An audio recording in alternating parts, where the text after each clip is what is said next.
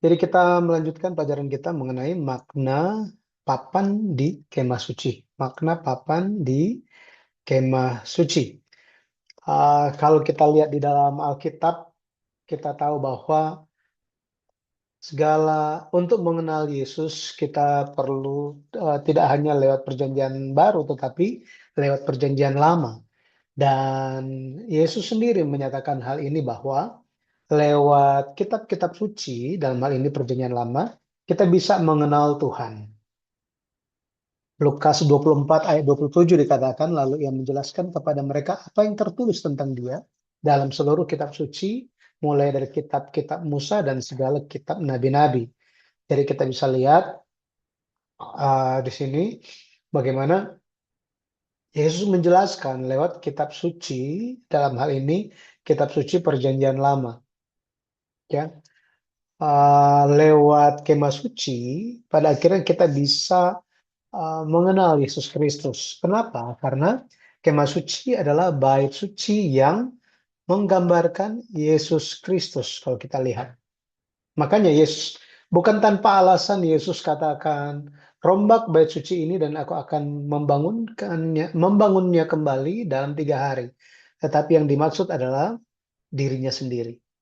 Jadi ketika berbicara tentang kemah suci, tentang bait suci, ini berbicara tentang Yesus Kristus sendiri.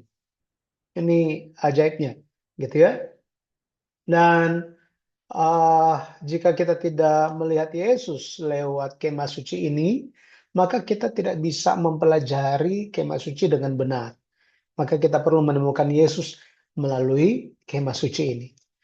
Di dalam kemah suci, kita bisa lihat setiap bagian yang membentuk kemah suci. Ini menggambarkan kemanusiaan dan keilahian Yesus. Tetapi lebih dari itu juga, jadi tidak berhenti di situ, tetapi juga bagaimana orang kudus itu harus meneladani. Ya, teladan Yesus itu seperti apa? Memiliki gambar rupa Yesus Kristus dalam kehidupan setiap hari. Jadi kalau kita lihat kemah suci, ini dibangun dengan papan-papan kan. Kalau pelataran, minggu lalu kita lihat bahwa pelataran itu pagarnya itu yang membedakan luar dan dalam, tempat kudus dan yang bukan, itu adalah layar-layar. Nah, itu dari kain lenan halus dan itu warna putih, jadi dari kain. Tetapi kemah suci itu sendiri itu dari papan. Kalau kita perhatikan gambar ini, jadi ada 30 hasta di sebelah selatan, sebelah utara, 30 hasta. Tetapi itu terdiri dari 20 papan. Jadi 30 hasta ini eh, itu merupakan panjang dari total 20 papan. Jadi ada 20 papan di sebelah utara, 20 papan di sebelah selatan. Tinggi 30 hasta. Ya. Seperti ini. Dan apa peran dari papan-papan ini? Kalau kita lihat perannya, jadi ini ya. Ah, sebelum kita lanjut, totalnya itu 48. Kalau kita lihat, ini tidak termasuk bagian depan. Karena bagian depan itu tidak dengan papan, ya bagian pintu masuk ini. Nah, nanti kita akan belajari. Tetapi total semuanya itu ada 48. Loh, 48 dari mana kita tahu? Jadi di sini 20 di sebelah utara, 20 sebelah selatan. Kemudian bagian belakang ini, bagian belakang sebelah sini, itu ada 6. Nah, tapi totalnya baru 46. Sisanya di mana? Sisanya itu di sudut. Ya, di sudut. Kalau kita lihat ini. Nah, sebelah kiri dan sebelah kanan ini. Ya, yang di lingkar ini.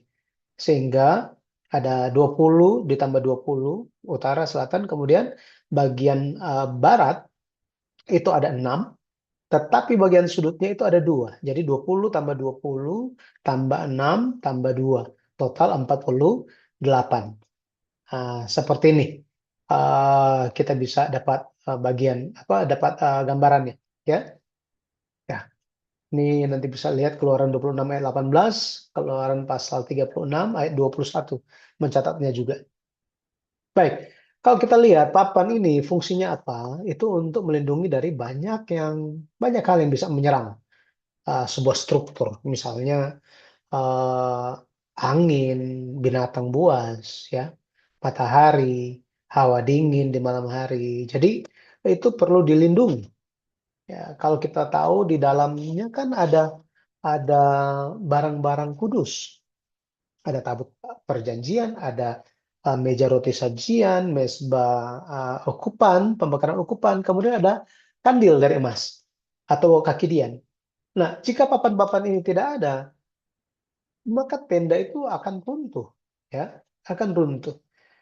Jadi kalau kita lihat kemah suci ini didirikan sangat kuat dan tahan lama, ya.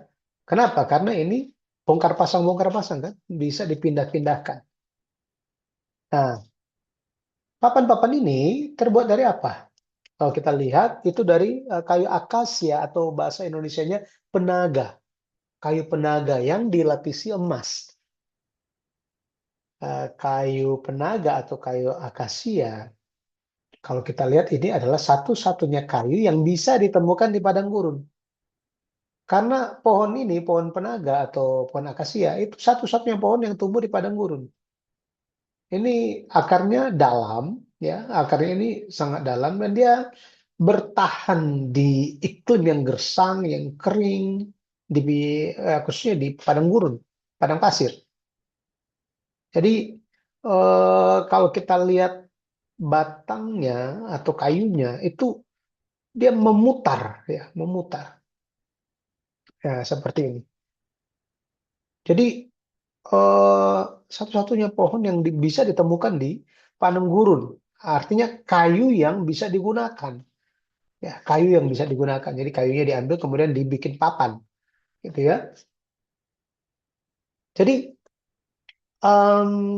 kalau kita perhatikan ini dia nggak pakai kayak apa kayu-kayu yang dikenal secara umum, gitu ya. Tetapi ini em, hanya sebuah kayu dari pohon yang tidak diperhatikan, pohon yang kasar, tidak ada orang yang mau pakai kayu ini. Tetapi Tuhan suruh pakai. Tetapi bagaimana kayu pohon ini digunakan? Jadi kayu yang kasar ini ditembang, ya, didirikan sebagai papan kemah suci. Ini dilapisi dengan emas, dilapisi dengan emas. Keluaran 26 ayat 15. Haruslah engkau membuat untuk kemah suci papan dari kayu penaga yang berdiri tegak. Ayat 29.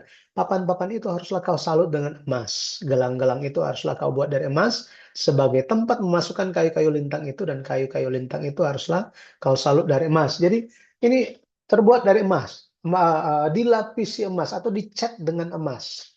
Ya, disalut atau dicat dengan emas. Nah, hal ini memperlihatkan kita, ya, bagian dalamnya bukan siapa-siapa gitu ya. Jadi kayaknya diabaikan gitu, diremehkan. Tetapi bagian luarnya itu dilapisi dengan emas, sangat mulia. Ini hebat sekali gitu ya. Pada akhirnya menjadi papan-papan yang sangat-sangat indah. Ya, sangat indah. Baik. Mari kita lihat mengenai papan-papan ini. Apa arti penebusan dari papan-papan kemah suci? Yang pertama, papan-papan tersebut menggambarkan Yesus Kristus. Nah, bagaimana ini menggambarkan Yesus Kristus? Nah, kita harus mengerti bahwa tadi eh, papan itu terbuat dari kayu penaga, kayu akasia. Yesus Kristus di Yesaya 53 ayat 2 dikatakan sebagai taruk ia tumbuh di hadapan Tuhan dan sebagai tunas dari tanah kering. Ia tidak tampan dan semaraknya pun tidak ada sehingga kita memandang dia. Dan rupa pun tidak sehingga kita menginginkannya.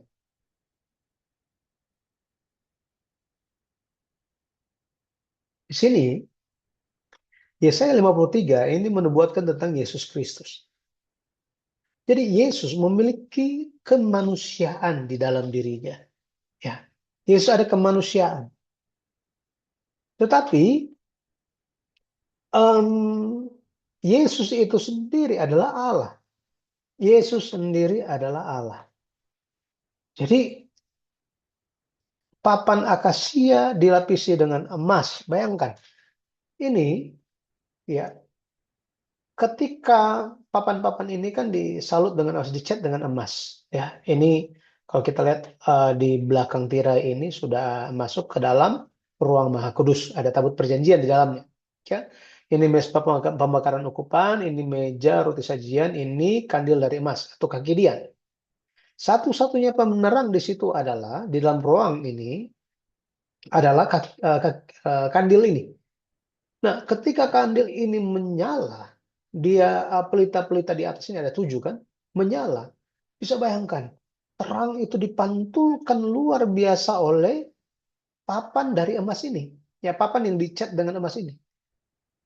Nah, sama seperti itu, saudara, Yesus Kristus menampakkan kemuliaan Allah. Tetapi di dalam dia datang sebagai manusia. Tetapi Yesus Kristus, dia itu memiliki keilahian. Dia 100% Allah, dia 100% manusia. Ya, makanya di uh, Kolose 2 ayat 9 dikatakan, sebab dalam dialah berdiam secara jasmani ya, seluruh kepenuhan kealahan. Nah, mengerti di sini ya. Jadi di dalam Yesus ada apa? Secara jasmani, Yesus itu jasmani kan? Tetapi di dalam dia itu berdiam seluruh kepenuhan kealahan. Artinya Yesus ya di dalam Kristus adalah Allah yang sama seperti kayu yang dilapisi emas itu. Ya. 1 Petrus 2 ayat 4 dikatakan apa? Dan datanglah kepadanya batu yang hidup itu dan yang memang dibuang oleh manusia tetapi yang dipilih dan dihormat di hadirat Allah. Ya, dipilih dan dihormat di hadirat Allah. Luar biasa. Ini bicara tentang Yesus Kristus. Ya. Nah, kemudian jadi papan-papan itu menunjuk kepada Yesus Kristus, kemanusiaan dan keilahian Yesus. Yang kedua apa? Yang kedua, papan kemah suci ini juga menggambarkan orang-orang yang rendah hati, yang akhirnya akan mengenakan kemuliaan emas Kristus. Lewat apa? Lewat terima Yesus. Nah, jadi suatu hal yang sangat berharga ketika kita menerima Yesus sebagai juru selamat. Karena pada akhirnya kita yang menerima Yesus dengan kerendahan hati, kita akan mengenakan kemuliaan. Kita akan mengenakan kemuliaan. Ya. Kolose 3 ayat 4 dikatakan apabila Kristus yang adalah hidup kita menyatakan diri kelak, kamu pun akan menyatakan diri bersama dengan Dia dalam kemuliaan. Lihat ini ya. Jadi Tuhan tidak akan menyatakan dirinya sendirian. Tetapi dia akan menyatakan dirinya bersama-sama kita yang percaya dengan teguh. Makanya kita jangan tinggalkan Tuhan. Jangan. Satu hal yang pasti, Tuhan tidak akan pernah tinggalkan kita. Tuhan tidak akan pernah tinggalkan kita. Dia akan menolong kita. Dia akan memegang kita. Ya. Ini yang penting adalah kita untuk percaya. Ya, percaya. Jadi, kembali lagi. Karakteristik dari papan kemah suci ini seperti apa? Kalau kita lihat salah satu yang penting dari karakteristik ini adalah papan-papan ini tidak terpisah. Tetapi papan-papan ini menjadi satu, menghubungkan menjadi satu struktur. Jadi dihubungkan, pada akhirnya ini membangun sebuah struktur yang kuat, struktur yang kokoh. Nah, ini suatu hal yang luar biasa kan? Kalau ada yang pernah melihat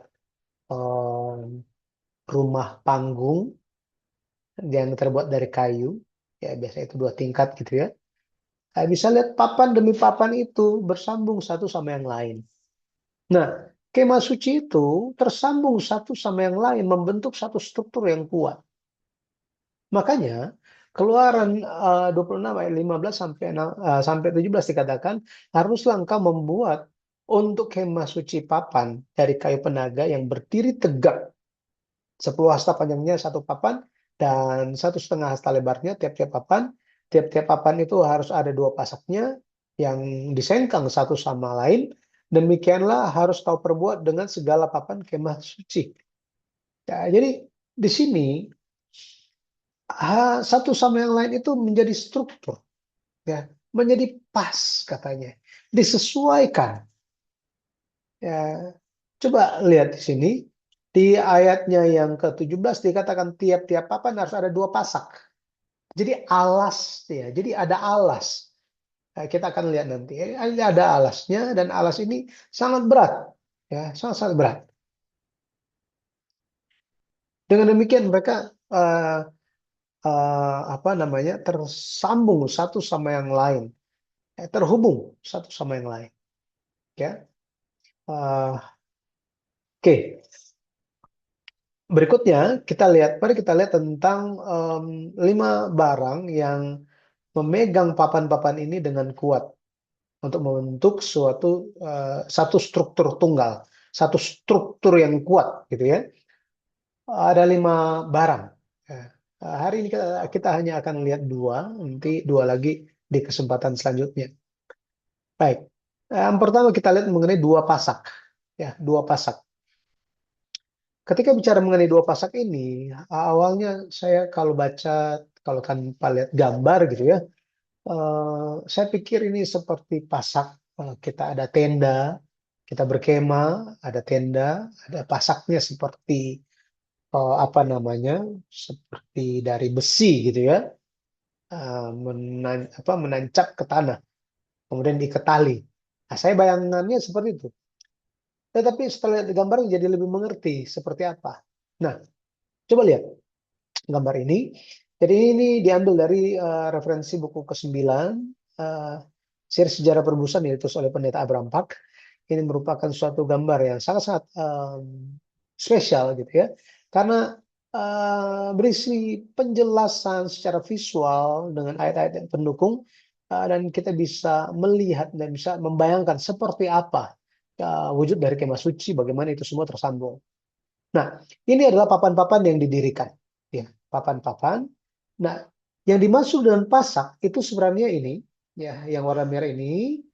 Oke, ini ada yang muncul, ya, yang muncul, ya, kayu yang muncul gitu, itu disebut sebagai pasak.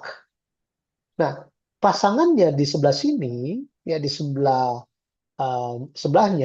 ya, atau kalau kita lihat di sebelah, ini kan sebelah kiri, sebelah kanannya itu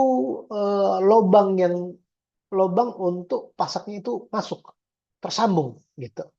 Karena ini eh, masuk ke dalam, dipasangkan, kemudian dilepas lagi, dipasang, dilepas lagi, seperti itu.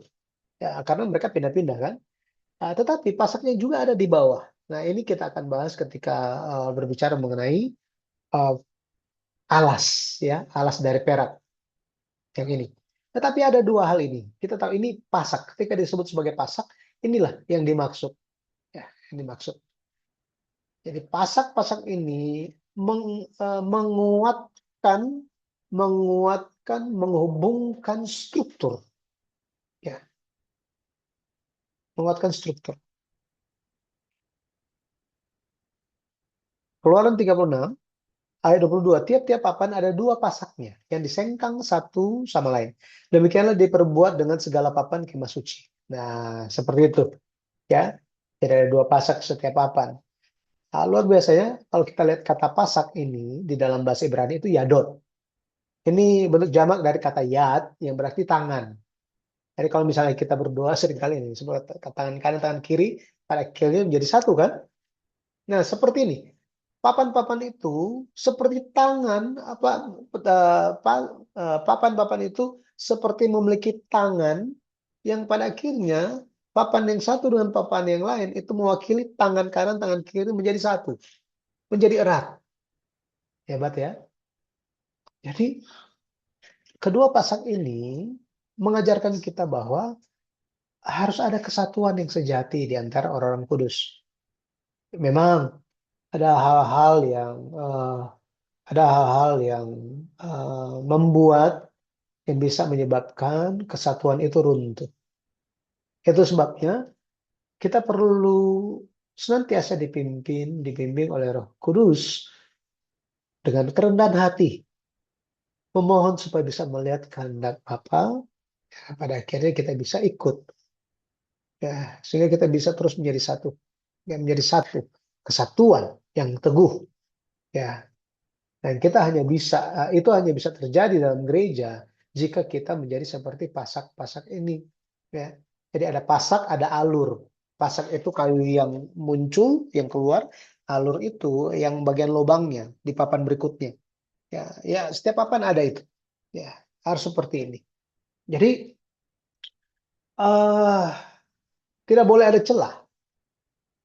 Ya, tidak boleh ada celah. Harus saling membantu terjalin satu sama yang lain. Ya, inilah yang akan menguatkan kita.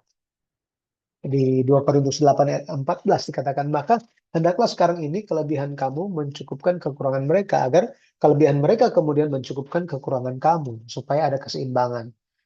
Jadi, eh, betapa penting untuk keharmonisan itu, kesatuan itu bisa terjadi. Tapi ya gitu, ada yang menonjol, ada yang tidak. Harus saling melengkapi satu sama yang lain. Nah, Ibrani 10 ayat 24 dan 25 dikatakan, dan marilah kita saling memperhatikan supaya kita saling mendorong dalam kasih dan dalam pekerjaan baik. Janganlah kita menjauhkan diri dari pertemuan-pertemuan ibadah kita seperti dibahasakan oleh beberapa orang. Tetapi marilah kita saling menasihati supaya semakin giat melakukannya menjelang hari Tuhan yang mendekat. Jadi mendorong loh. Jadi sebenarnya ah artinya kurang begitu bagus sebenarnya.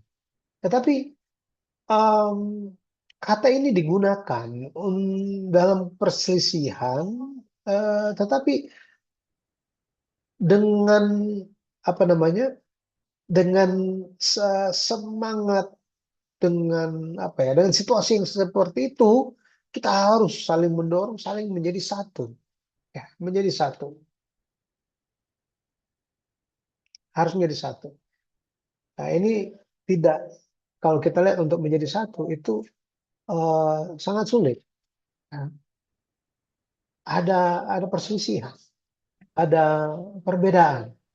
Ya, tapi ya hal-hal tersebut janganlah membiarkan kita untuk uh, ya menjadi apa, tidak menjadi satu, ya. Nah, uh, kita pun pada akhirnya menjadi bait suci Allah secara individu, ya, menjadi satu, membangun tubuh Kristus bersama-sama. Nah, ini harus kita lakukan, ya. Makanya di gereja kan kita bertemu dengan berbagai macam orang, ya kan? Tapi kita harus melihat tujuan Tuhan, kehendak Tuhan, sehingga kita dimampukan. Efesus 2, 20 dan sampai 22, yang dibangun di atas dasar para rasul dan para nabi dengan Kristus sebagai batu penjuru. Di dalam dia tumbuh seluruh bangunan, rapi tersusun, menjadi bait Allah yang kudus di dalam Tuhan. Di dalam dia kamu juga turut dibangunkan menjadi tempat kediaman Allah di dalam roh. Jadi Yesus sebagai batu penjuru, dialah dasar, ya, dasarnya. Kemudian dibangun apa? Para rasul, para nabi, dan kita dibangun di atasnya, ya. Jadi sangat-sangat penting, ya, sangat-sangat penting tugas kita. Berikutnya kita akan melihat tentang alas dari perak, ya, alas dari perak.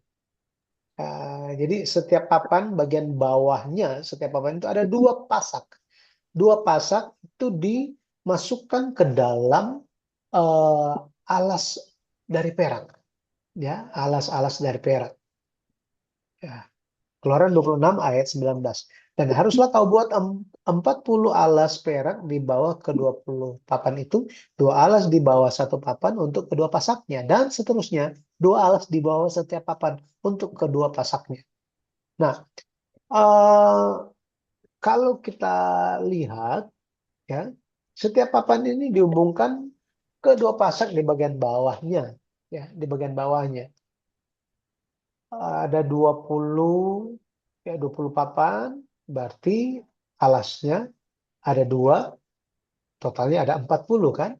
Nah, di sebelah utara itu ada 40, sebelah selatan ada 40 juga. Ya.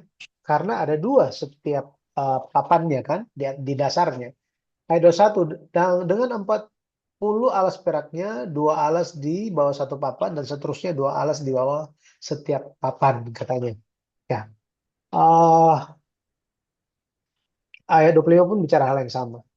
Jadi harus ada 8 papan dengan alas peraknya, 16 alas, 2 alas di bawah satu papan, dan seterusnya 2 alas di bawah setiap papan. Nah, ini di bagian belakangnya. Masih ingat tadi, ada 6 papan di bagian utara dengan papan-papan di bagian sudut, berarti itu ada 8 kan? 8 papan. Berarti bawahnya ada 2 alas masing-masing papan, totalnya ada 16. Ya, seperti ini. Nah, ini gambarnya. Ya, jadi lihat ini keseluruhan papan, ini 20 di sebelah utara, 20 sebelah selatan, kemudian ini bagian baratnya ini ada 8 termasuk dengan sudutnya. Ya, sudutnya. Bagian kakinya ini papannya, kemudian ada kaki. Ya, ada kaki dan itu semua ada alas dari perak. Ya, ada alasnya. Jadi dimasukkan ke dalam alas itu. Ya, ini dia. Lihat ini. Nah, bagian bawah ini.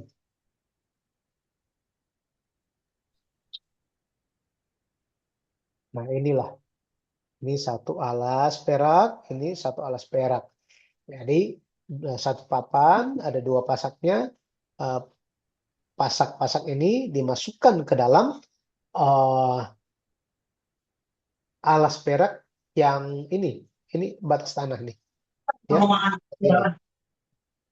Nah, eh, jadi kalau kita lihat di Keluaran 38 ayat 25 dan 26, perak persembahan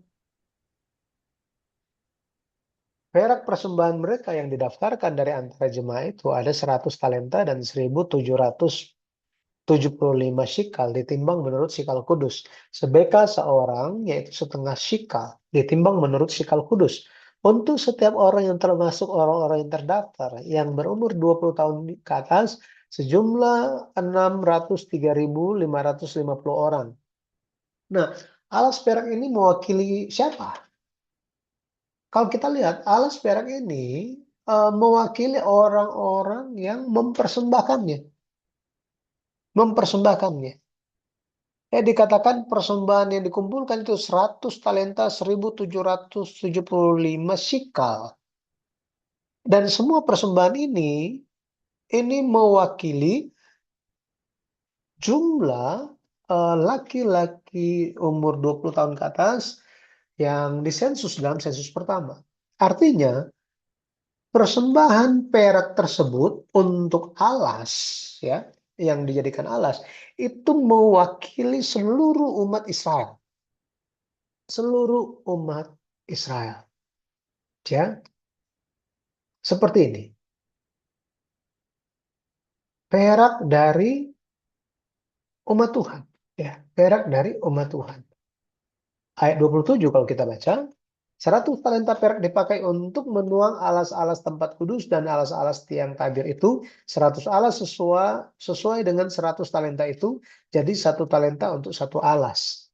Ya, tahu nggak 1 talenta perak itu berapa? Kalau kita lihat, 1 talenta perak itu 34 kilogram perak. 34 kilo. Berat kan? Bayangkan ada 2 alas untuk 1 papan. Artinya untuk 1 papan, untuk menahan 1 papan itu dibutuhkan 68 kilogram perak. Bisa bayangkan? Artinya apa? Sangat berat. Ya kan? Sangat berat. Itulah kalau kita lihat um, umat Tuhan, uh, perak ini, alas perak ini melambangkan persembahan pendamaian dari umat Tuhan. Ini mewakili pendamaian. Keluaran 30, coba kita lihat. Keluaran 30, Keluaran 30 ayat 11 dan 12, Tuhan berfirman kepada Musa, apabila engkau menghitung jumlah orang Israel pada waktu mereka didaftarkan, maka haruslah mereka masing-masing mempersembahkan kepada Tuhan uang pendamaian karena nyawa. Pada waktu orang mendaftarkan mereka, supaya jangan ada tulah di antara mereka pada waktu pendaftaran itu. Jadi, 603.550 orang ya yang didaftarkan, setiap orang itu membawa persembahan di hadapan Tuhan untuk pendamaian. Jadi perak ini melambangkan pendamaian yang terjadi antara umat Tuhan dan Tuhan. Ya, jadi ada pendamaian. Di Keluaran 30 ayat yang ke-16 dikatakan begini. Dan haruslah engkau memungut uang pendamaian itu dari orang Israel dan menggunakannya untuk ibadah dalam kemah pertemuan. Supaya itu menjadi peringatan di hadapan Tuhan untuk mengingat kepada orang Israel dan untuk mengadakan pendamaian bagi nyawa kamu sekalian. Ingat sini ya. Nah, kalau kita lihat ada uang pendamaian di sini kan. Ya, jadi ada pendamaian katanya. Uang pendamaian. Menariknya, bahasa Ibrani dari uang pendamaian ini adalah koper. Yang artinya menutupi atau melindungi. Menutupi atau melindungi. Jadi untuk mendamaikan kita, untuk menutupi kita, perlu ada perak katanya. Yesus telah mendamaikan kita dengan Allah kan? Ya, Yesus lakukan itu untuk kita. Dia menebus kita, mendamaikan kita sebagai pengampunan atas dosa-dosa kita. Yesus melakukan koper itu. Nah, seperti ini. 1 Timotius 2 ayat 6. Yang telah menyerahkan dirinya sebagai tebusan bagi semua manusia. Itu kesaksian pada waktu yang ditentukan. Nah, jadi kita bisa lihat bahwa Yesuslah fondasi alas perak itu. Awalnya kelihatannya kita yang berikan, umatnya yang memberikan uang tebusan itu. Tetapi itu merupakan pendamaian. Harusnya kita di situ, tetapi Yesus yang menggantikan kita. Yesus yang menggantikan kita. Makanya Mazmur 12 ayat 1, Mazmur 12 ayat 7 dikatakan janji Tuhan adalah janji yang murni, bagaikan perak yang teruji 7 kali dimurnikan dalam dapur peleburan di tanah. Janji Tuhan, firman Tuhan, bagaikan perak katanya. Jadi perak itu menunjuk kepada firman Tuhan. Ya, firman Tuhan. Lewat firman Yesus Kristus, kita semua didamaikan kan? Barang siapa yang percaya Yesus sebagai juru selamat, menerima Yesus sebagai Tuhan dan juru selamat, maka akan diampuni dosa-dosanya. Jadi percayalah, kita semua adalah papan-papan rohani yang memiliki fondasi alas perak ini. Kita telah menjadi orang kudus Tuhan, ya papan-papan kudus yang berdiri di atas Injil atau firman penebusannya. Firman penebusan.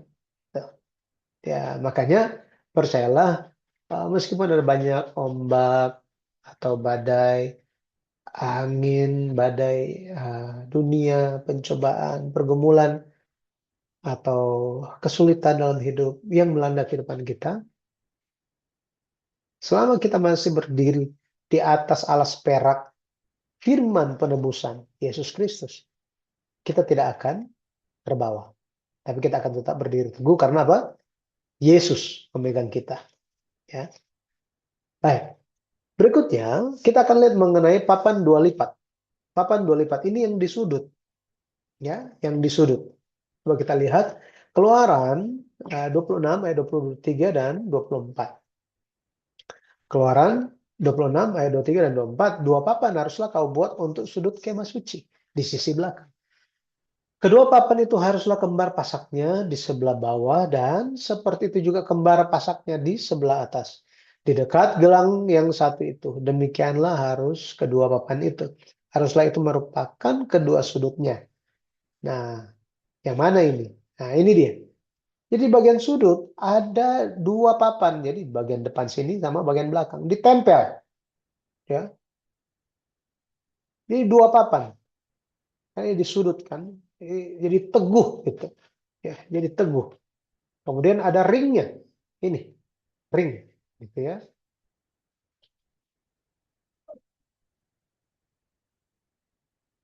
Jadi mereka membuat papan-papan itu menjadi kuat, ya, kokoh. Kalau kita lihat, sudut ini sangat penting. Kenapa? Karena sudut itu mempertemukan dua sisi. Benar ya? Ya, ini mempertemukan dua sisi. Maka dia harus kuat. Harus kuat. Ya, ini menopang, memperkuat sudut ini sehingga semua bidang itu, semua dinding bisa berdiri teguh.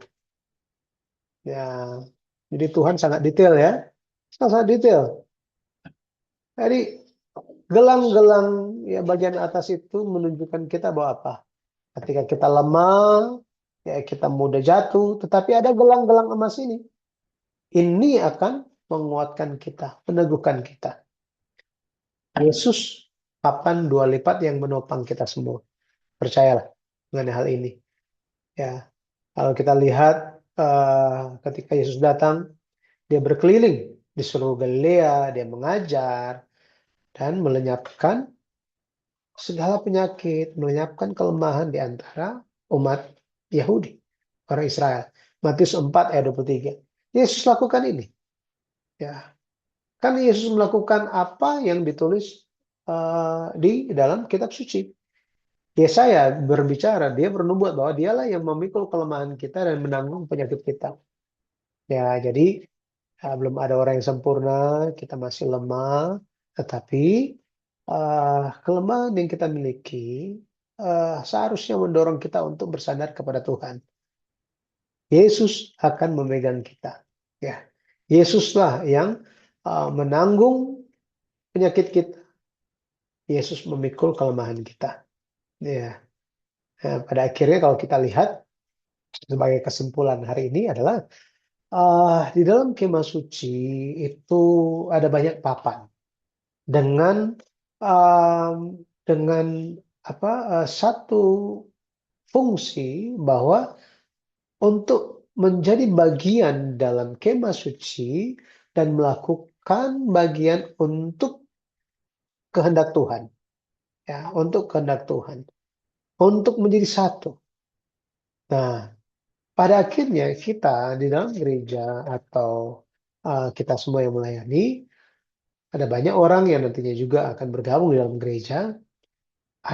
Kita memiliki latar belakang masing-masing, perbedaan. Akan tetapi di hadapan Tuhan, ketika kita menjadi bagian dari kemah suci, kitalah yang disampaikan oleh Galatia 3 ayat 28 ini. Dalam hal ini tidak ada orang Yahudi atau orang Yunani, tidak ada hamba atau orang merdeka, tidak ada laki-laki atau perempuan, karena kamu semua adalah satu di dalam Kristus Yesus. Jadi semua berbeda-beda. Tetapi ketika kita dalam Yesus Kristus, hanya di dalam Yesus kita memiliki kesatuan sejati. Kenapa kita terpisah? Karena kita uh, tidak memperhatikan apakah kita masih ada Yesus atau tidak. Ya, Yesus yang seperti apa? Jadi kita tidak boleh menciptakan Yesus sendiri. Kita harus menerima Yesus yang dikatakan oleh firman Tuhan. Mari ikut. Pada akhirnya kita melakukannya lewat Yesus, kita bisa berdiri tegak, bisa kokoh iman kita dan bertahan sampai akhir, melakukan bagian kita untuk kehendak Tuhan digenapi. Sehingga pendamaian bukan hanya kepada kita, tetapi menjangkau lebih banyak orang lagi. Saya berdoa dalam nama Tuhan Yesus Kristus, kita bisa terus melakukannya. Ya, baik. Kita akan sampai di sini. Nanti kita sambung dalam dua hal lagi di Jumat depan. Ya, semoga bisa dipahami. Apakah ada yang mau bertanya sampai di sini? Pak Yudi, saya mau tanya, Silakan, Pak Daniel. itu papan jumlahnya 48 itu ada maksudnya apa ada arti rohaninya angka 48 itu? Terima kasih. Baik, terima kasih untuk pertanyaannya. Jadi angka 48 itu sebenarnya angka yang unik di dalam Alkitab, di beberapa tempat, tapi mungkin nanti ke depan kita bisa melihatnya. Dia ini munculnya di mana saja. Eh, Kalau kita lihat angka 48 juga muncul sebagai jumlah jumlah kota yang diberikan kepada suku Lewi, gitu ya. Dan angka 48 juga muncul di beberapa tempat yang lain. Ya, nanti sharing kita ke depannya kita akan lihat pada akhirnya itu menunjuk kepada fondasi. Fondasi yang sangat kuat untuk kemah suci Allah, untuk gereja Tuhan. Gitu. Pada akhirnya ya, kita akan lihat ke depannya. Tapi seperti inilah angka di dalam Alkitab. Tentu Tuhan memiliki maksud dengan hal-hal yang dicatat ini semuanya. Ya, untuk saat ini seperti itu, Pak Daniel. Iya. Terima kasih Pendeta Yudi untuk penjelasannya. Tuhan memberkati. Terima kasih. Tuhan memberkati. Kita tutup dengan doa Bapa kami, Bapa kami yang di sorga. Dikuduskanlah namamu, datanglah kerajaanmu, jadilah kehendak di bumi seperti di sorga. Berikanlah kami pada hari ini makanan kami yang secukupnya, dan ampunilah kami akan kesalahan kami, seperti kami juga mengampuni orang yang bersalah kepada kami. Dan janganlah membawa kami ke dalam pencobaan, tetapi lepaskanlah kami dari apa yang jahat. Karena Engkau yang punya kerajaan, dan kuasa dan kemuliaan, sampai selama-lamanya. Amin. Terima kasih, Tuhan Amin. memberkati. Terima kasih, Terima kasih Moksani. Pendeta Yudi. Tuhan Terima berkati. kasih. Sampai ketemu. Terima kasih, Moksani. Terima kasih.